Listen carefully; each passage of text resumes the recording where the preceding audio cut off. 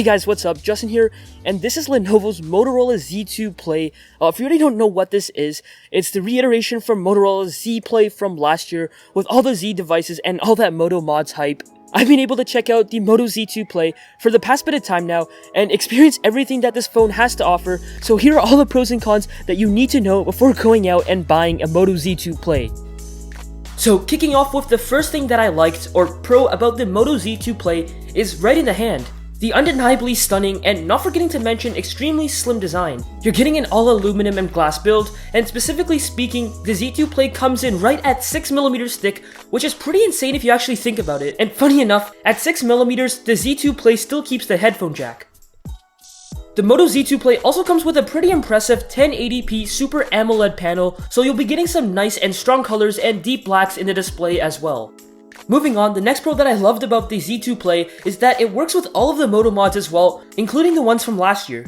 In a nutshell, Moto mods are add-ons that just attach to the back of any of the Moto Z devices, and each one has a different function. I'll drop a link down below to a whole video I did last year on the mods.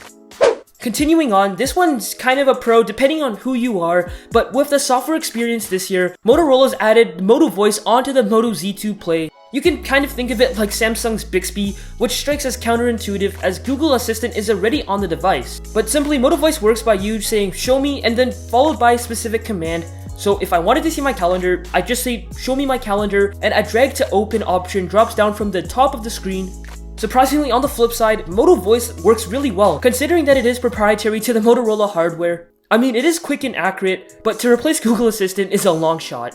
For example, there's no opening of specific websites with Moto Voice, which Google Assistant covers, and Google Assistant is still a tad more responsive, and so I think a bit more updates and work on Moto Voice, and this is something that definitely has potential. So down to the last pro of the Moto Z2 Play, it's a rock-solid performer. While even with a Snapdragon 626 processor, the Z2 Play is no slouch at all, slicing through daily performance like any other high-end flagship should. I mean, everything is snappy and there is no lag at all. But hopping over into some games, of course with any other phone review, we're gonna use Asphalt 8. Even with max settings on, I got some pretty buttery smooth gameplay, and with the occasional hiccup here and there. Overall, after playing some lighter games as well, the Z2 Play handles playing games like a champ and offers some pretty impressive performance for a mid-range device. The Moto Z2 Play's performance is definitely more than adequate, and I had a pretty good experience using it. So we're gonna move on over to the negative side, and one of the first cons is arguably the Z2 Play's actual price. At $800 Canadian, it's quite the premium cost to really compete with some of these other mid-range devices that we've already seen so far this year, not even forgetting to mention it costs more than the Moto Z's initial price from last year. For sure, I wouldn't consider this a deal breaker though, as the Z2 Play still has a lot to offer for its price range, but I think it's just a bit of a bummer with how much they initially placed the price on the Z2 Play. Something that I think also could be improved with the Moto Z2 Play is the battery, and not the battery life per se. It's actually quite decent and it's lasted me a good average day of use. But my actual gripe is with the Z2 Play's 3000 mAh battery, whereas last year's Z Play did have a larger 3510 mAh, which is something I think some are pretty disappointed with.